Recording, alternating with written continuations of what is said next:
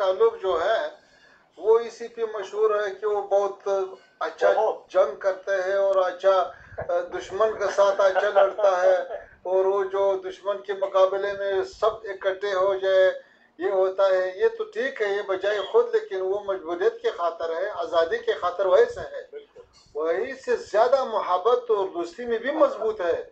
एक बार अगर किसी को अमन दे, एक बार किसी का को दोस्ती का हाथ दे, तो फिर वो भी ऐसा मजबूत है। हे आहेत अफगाणिस्तान, जिथं आता तालिबानची सरकार आहे. त्या अफगाणिस्तानचे फॉरेन मिनिस्टर जे भारतात आले. ज्यावेळेस ते भारतात आले, पाकिस्तानने अफगाणिस्तानवर अटॅक केला आणि त्यांचा आता युद्धासारखी स्थिती तिथं आहे. या बाबतीत मी ऑलरेडी एक व्हिडिओ बनवलेला आहे.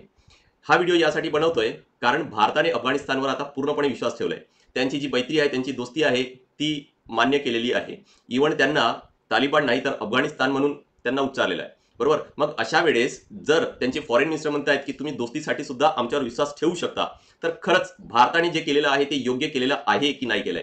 तुम्हाला काय वाटतंय? नक्की चॅट बॉक्समध्ये कळवा.